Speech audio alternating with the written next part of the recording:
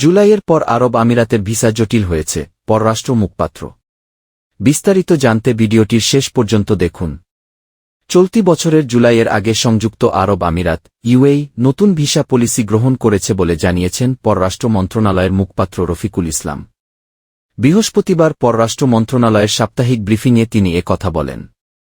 রফিকুল ইসলাম বলেন, স্বার্থ বিবেচনায় বিভিন্ন দেশ তাদের ভিসা পলিসি গ্রহণ করে। জুলাইয়ের আগেই সংযুক্ত আরব আমিরাত নতুন ভিসা পলিসি গ্রহণ করেছে। এতে জুলাইয়ের পর থেকে বাংলাদেশিদের জন্য ভিসা প্রক্রিয়া আরও জটিল হয়ে পড়েছে।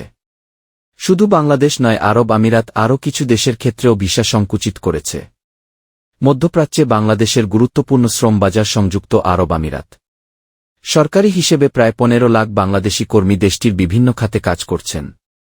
তবে অপরাধ প্রবণতা বেড়ে যাওয়ায় 2012 সালে বাংলাদেশসহ বেশ কয়েকটি দেশের নাগরিকদের ভিসা দেওয়া বন্ধ করে দেয় আরব আমিরাত। 2020 সালে ভিসা পুনরায় চালু হলেও শ্রম ভিসা বন্ধই ছিল। সম্প্রতি বাংলাদেশিদের জন্য পর্যটক ভিসাও বন্ধ করে দেয় দেশটি। ইউরোপের বিভিন্ন দেশের ভিসা পেতে জটিলতার বিষয়ে জানতে চাইলে মুখপাত্র বলেন, যেখানে স্বার্থটা বেশি সেখানে ফিজিক্যাল প্রেজেন্সটা তারা ইউরোপ রাখে বেশি। তারপরেও এখানে 13টি ইউরোপীয় দেশের দূতাবাস আছে। একেবারেই যে খারাপ আছে তা না।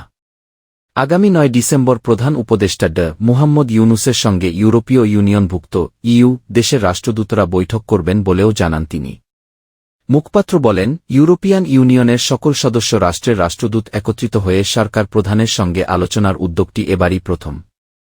এ সভা বাংলাদেশ ও ইইউ এর সম্পর্কে আরও সুসংহত করবে বলে আশা করা যাচ্ছে। আমেরিকার নতুন নির্বাচিত প্রেসিডেন্ট ডোনাল্ড ট্রাম্প দায়িত্ব নেওয়ার পর বাংলাদেশের সঙ্গে দ্বিপাক্ষিক সম্পর্কে তেমন কোনো প্রভাব পড়বে না বলে জানান পররাষ্ট্র মন্ত্রণালয়ের মুখপাত্র রফিকুল ইসলাম।